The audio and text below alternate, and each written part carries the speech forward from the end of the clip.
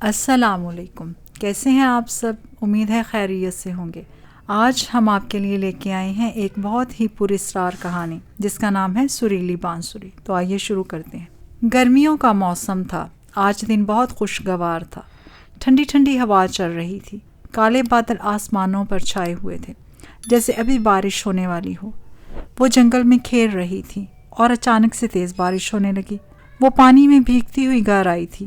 امی جان کہنے لگی، نیالش اب تم بڑی ہو گئی ہو، تمہیں شرم نہیں آتی؟ تمہاری بہنیں گھر پر بیٹھی کام کرتی رہتی ہیں اور تم ہر وقت کھیلتی کودتی رہتی ہو۔ آسماں، نائلہ، جلدی سے نیالش کے لیے کپڑے لے کر آؤ، امی جان کہنے لگی۔ آسماں اور نائلہ کپڑے لے کر آ گئیں اور کہنے لگی کہ امی، آپ کی لاڈلی کی تو موجیں ہیں، جب چاہے گھر آ جائے، کھا لے پی لے اور سو لے، بس یہی اس کا کام ہے، گھر کا کام اس کی ذمہ داری نہیں ہے۔ نیالش اپنے کپڑے لے کر چپ چاپ چینج کرنے چلی گئی۔ نیالش کا گھر چھوٹا سا تھا۔ ایک بڑا سا کمرہ تھا جو کہ اندر سے کچا تھا اور اس کی چھت سرکنڈوں سے بنائی گئی تھی اور ایک دو موٹی لکڑیوں کو چھت میں ڈال کر بنایا ہوا تھا۔ چھوٹا سا باورچی خانہ تھا جس کو بھی خالص سرکنڈوں سے بنایا گیا تھا۔ کچا صحن تھا اور ان کے گھر کے باہر ایک جنگل تھا جو کہ سفیدے کے درختوں سے بھرا ہوا تھا اور انہوں نے صاف ستھرا کیا ہوا تھا۔ جنگل کے بعد ایک چھوٹی سی ندی تھی جس میں عموماً لوگ کپڑے دھونے کے لیے آتے تھے۔ نیالش اکثر وہاں نہانے جایا کرتی تھی اور ہر وقت وہیں پہ کھیلتی رہتی تھی۔ میٹرک کرنے کے بعد نیالش فارغ تھی اور بس کھیل کود میں مصروف رہتی تھی۔ ایسے ہی دن گزرنے لگے اور پھر رات ہو گئی، سب سو گئے۔ نیالش خوابوں کی دنیا میں کھوئی ہوئی تھی کہ وہ ایک راج کماری ہو، سب کچھ اس کی مرضی کا ہو۔ یہ سوچتی سوچتی وہ سو جاتی تھی۔ رات کے 12 بج رہے تھے اور جنگل سے خوبصورت پرکشش اور سحرانہ آواز گونج رہی تھی جو کہ ایک بانسری کی آواز تھی۔ بانسری مسلسل بجے جا رہی تھی۔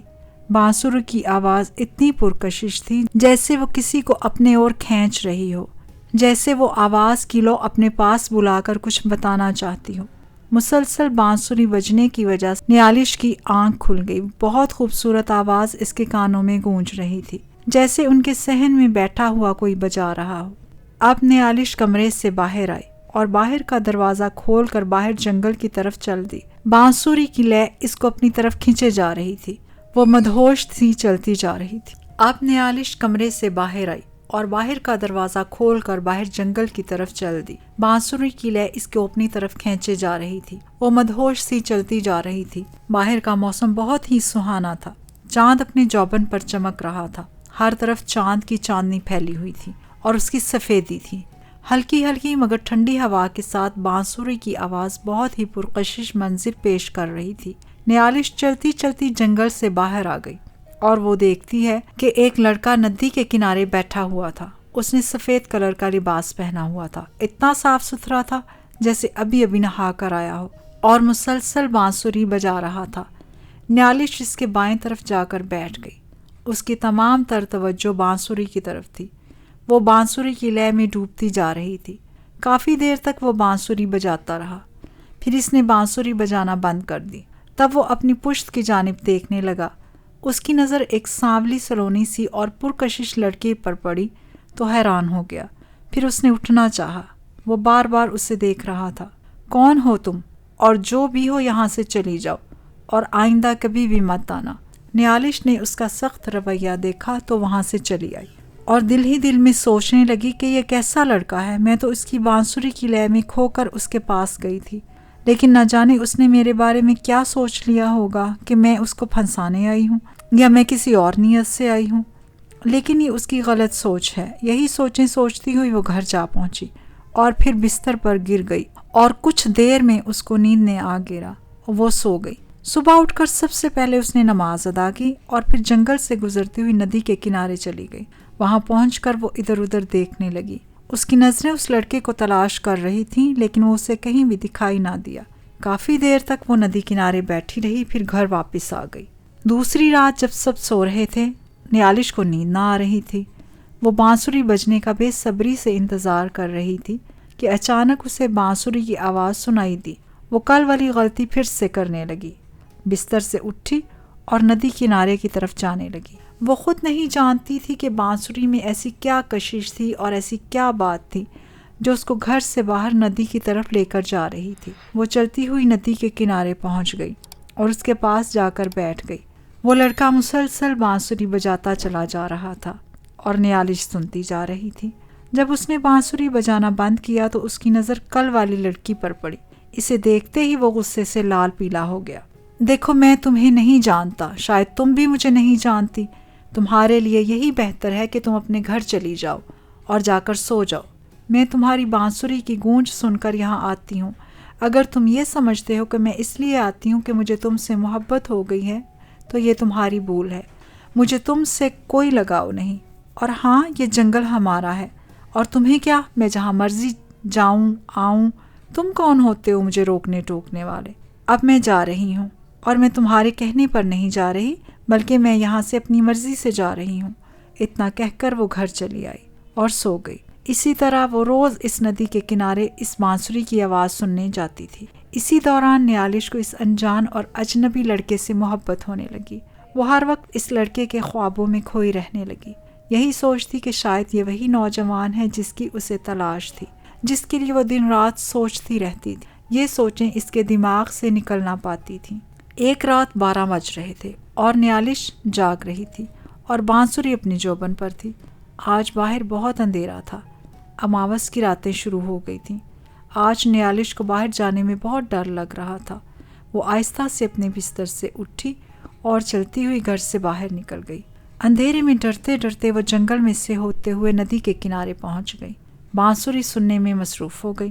جب اس لڑکے نے بانسری بجانا بند کیا تو نیالش نے کہا کہ تمہیں اتنے دن ہو گئے ہیں تم یہاں پر آ رہے ہو، لیکن تم نے کبھی نہیں سوچا کہ میں کون ہوں۔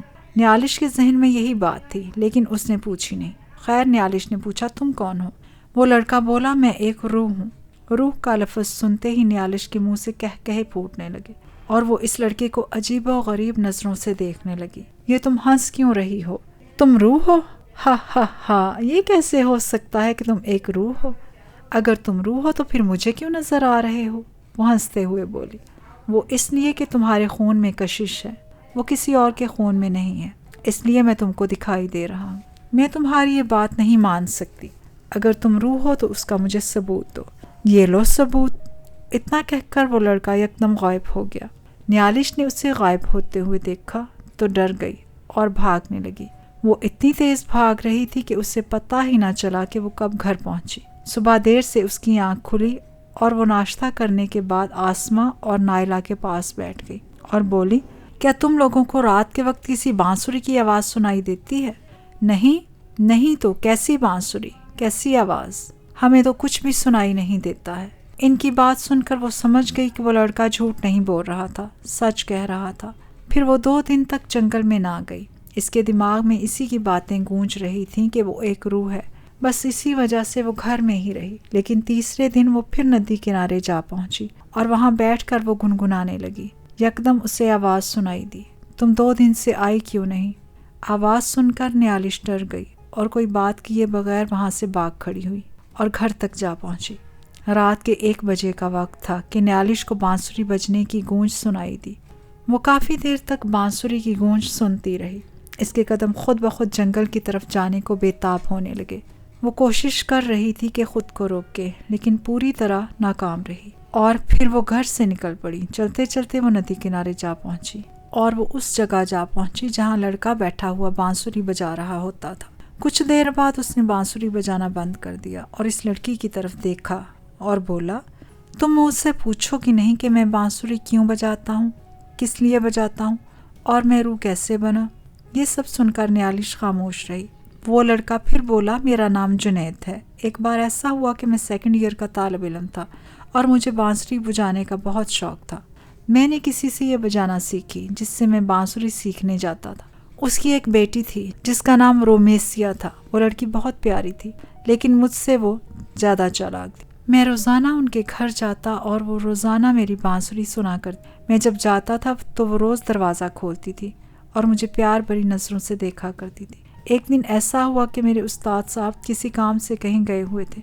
میں وہاں گیا تو رومیسیا نے دروازہ کھولا اور کہا کہ اندر آ جاؤ۔ میں اندر چلا گیا تو اس نے مجھے اندر بلا کر کہا، آج ابو گھر پر نہیں ہیں، میں فوراً باہر آنے لگا تو اس نے میرا ہاتھ پکڑ لیا اور کہا مجھے بانسری سناؤ۔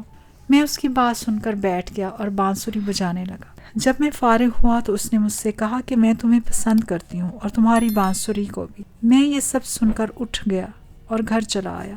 2-3 دن میں بانسری سیکھنے نہ گیا کیونکہ میں ان چکروں میں نہیں پڑنا چاہتا تھا، لیکن بار بار اس کا چہرہ میری نظروں میں آ جاتا۔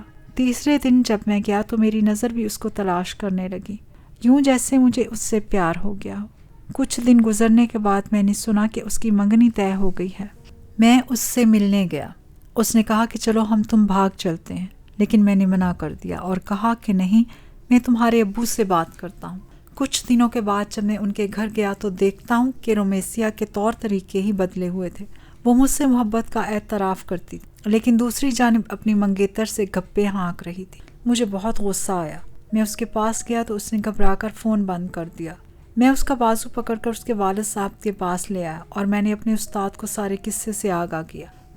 تو رومیسیا نے انکار کر دیا اور کہا کہ بابا جی آپ کا شاگرد جھوٹا ہے۔ میں وہاں سے غصے میں چلا آیا اور ساری رات سوچتا رہا۔ میں نے پوری ڈبی نیند کی گولیوں کی کھا لی، جس کی وجہ سے میں مر گیا اور میں روزانہ یہاں بانسری بجانے لگا۔ میں نے تمہیں پہلے دن سے یہی کہا تھا، لیکن تم باز نہیں آئی۔ میں تمہیں دھوکہ نہیں دینا چاہتا، لہٰذا اس لیے میں نے تمہیں ساری بات بتا دی۔ میں نے تم سے کچھ بھی نہیں چھپایا۔ نیالش بولی جنید مجھے چھوڑ کر مت جانا، میں تمہارے بغیر نہیں رہ سکتی۔ تم بھلے سے میرے مت ہو، لیکن تم یہاں پر روزانہ مجھ سے ملنے کے لیے آیا کرو۔ نہیں نیالش، اب یہ ممکن نہیں ہے۔ میرا مقصد صرف کسی کو حقیقت سے آگاہ کرنا نہیں ہے۔ اب میں یہاں سے جا رہا ہوں اور کبھی واپس نہیں آؤں گا۔ جنید یہ کہہ کر غائب ہو گیا اور وہ روتی رہ گئی۔ اس رات اس نے بھی خودکشی کر لی، وہ بھی دنیا کو چھوڑ گئی۔ اس کی روح نکلتے ہی جنید کو ڈھونڈنے لگی اور پھر اس نے جنید کی روح کو ڈھونڈ ہی لیا اور بولی مجھے رومیسیا پر بہت غصہ ہے، آؤ مل کر اس سے بدلا لیتے ہیں۔ پہلے تو جنید منع کر دیتا ہے، لیکن نیالش اسے ایسا کرنے پر رضامند کر لیتی ہے۔ وہ مان جاتا ہے اور رومیسیا کو تلاش کرنے لگ جاتا۔ وہ دونوں رومیسیا کے گھر جا پہنچتے ہیں۔ رومیسیا کا گھر بہت ہی خوبصورت ہوتا ہے، جس سے جنید اور نیالش اندازہ لگاتے ہیں کہ وہ ایک لالچی لڑکی ہے۔ انہوں نے پوری طرح مکان کا جائزہ لیا۔ وہ دونوں ایک کمرے میں پناہ لے لیتے ہیں۔ رومیسیا رات کا کھانا کھا کر کمرے میں سونے جاتی ہے۔ سب لوگ سو رہے ہوتے ہیں اور جیسے ہی رات کے 12 بجتے ہیں جنید اپنے کمرے سے باہر آتا اور کمرے میں آ کر دروازہ کھولتا ہے۔ دروازے کی آواز سے رومیسیا جاگ جاتی ہے۔ اچانک سے جنید موم بتی اٹھائے ہوئے اس کے کمرے میں داخل ہو رہا ہوتا۔ وہ ڈر جاتی اور ڈر کے مارے زور سے چیخنے لگتی ہے اور اپنے شوہر کو زور زور سے پکارنے لگتی ہے، عمیر بھوت، عمیر بھوت۔ وہ بھوت بھوت کہہ کر چیخ رہی ہوتی ہے اور جنید اس کے بیڈ کے قریب آ جاتا ہے۔ اس کی چیخو پکار میں اضافہ ہو جاتا ہے۔ اتنے میں عمیر اٹھ جاتا ہے اور کمرے کی لائٹس آن کر دیتا ہے۔ کیا ہوا؟ کیوں چیخ رہی ہو؟ جیسے ہی کمرہ روشن ہوا جنید وہاں سے غائب ہو گیا۔ رومیسیا بہت ڈری ہوئی تھی اور وہ کسی کو سچ بھی نہیں بتا سکتی تھی۔ اتنے میں عمیر دوبارہ سو جاتا ہے اور جنید پھر سے اس کے پاس آ جاتا ہے اور کہتا ہے کہ میں تمہیں برباد کر دوں گا، جس طرح تم نے مجھے ذلیل و رسوا کیا تھا اپنے باپ کے سامنے، اور مجھے تم نے دھوکہ دیا۔ رومیسیا پھر سے ڈر جاتی ہے اور چیخنے کی کوشش کرتی ہے، لیکن وہ چیخ نہیں پاتی اور نہ ہی کچھ بول پاتی ہے۔ اس کا جسم حرکت کر رہا ہوتا ہے اور اسے ایسا لگ رہا تھا جیسے کوئی بھاری چیز اس سے لپٹ گئی ہو۔ کچھ دیر بعد وہ ٹھیک ہو گئی اور وہ ساری رات سو نہ سکی۔ صبح وہ ناشتہ بنانے کے لیے اٹھی اور فریش ہو کر کچن کی طرف جانے لگی۔ سب کے لیے ناشتہ بنا کر ٹیبل پر لگاتی ہے اور چائے بھی دیتی ہے۔ جب سب لوگ ناشتہ کرنے ڈائننگ ٹیبل پر آتے ہیں، جن میں اس کا سسر، ساس، دیور اور نند، جس میں گھر کے سب لوگ ہوتے ہیں، اور اس کا شوہر چائے پینے لگتے ہیں تو سب چائے گرا دیتے ہیں۔ جب سب لوگ ناشتہ کرنے ڈائننگ ٹیبل پر آتے ہیں، ان کے گھر کی پوری فیملی ڈائننگ ٹیبل پر آ جاتی ہے۔ جب سب چائے پینے لگتے ہیں تو چائے نیچے گرا دیتے ہیں اور کہتے ہیں کہ اف کتنا نمک ہے، یہ کوئی چائے ہے؟ اچانک سے رومیسیا کی سوئی ہوئی آنکھیں چائے پی کر جاگ اٹھتی ہیں۔ چائے میں اتنا نمک کیسے آ گیا؟ وہ پریشان ہو گئی۔ پھر دوپہر کا کھانا پکا کر چیک کرنے کے بعد ڈائننگ ٹیبل پر لگانے لگی تو نیالش نے اس کے کھانے میں اتنی زیادہ مرچیں ڈال دیں اور ایسی اسمیل ڈال دی جیسے خمیر کے آٹے سے بنی ہوئی روٹی ہو۔ سب لوگ کھانا کھانے لگے تو ایسا کھانا دیکھ کر سب لوگ پریشان ہو گئے۔ وہ لوگ پانی مانگنے لگے اور کانوں کو ہاتھ لگانے لگے۔ سب پریشان ہو گئے کہ یہ کیا ہو رہا ہے، وہ تو اتنا اچھا کھانا پکاتی ہے، پھر یکدم اس میں مرچیں زیادہ کیسے ہو گئیں، کیا چکر ہے؟ رمیسیہ سوچتی ہے کہ مجھے کس جرم کی سزا ملنے لگی ہے۔ وہ سوچنے لگی کہ کہیں یہ سب جنید تو نہیں کر رہا۔ جنید کا تصور اس کے ذہن میں آتے ہی وہ ڈر گئی۔ ہاں، وہ ایسا ہی کر رہا ہے۔ رات کو وہ کپڑے استری کرنے لگی تو استری کرنے کے بعد چلی گئی۔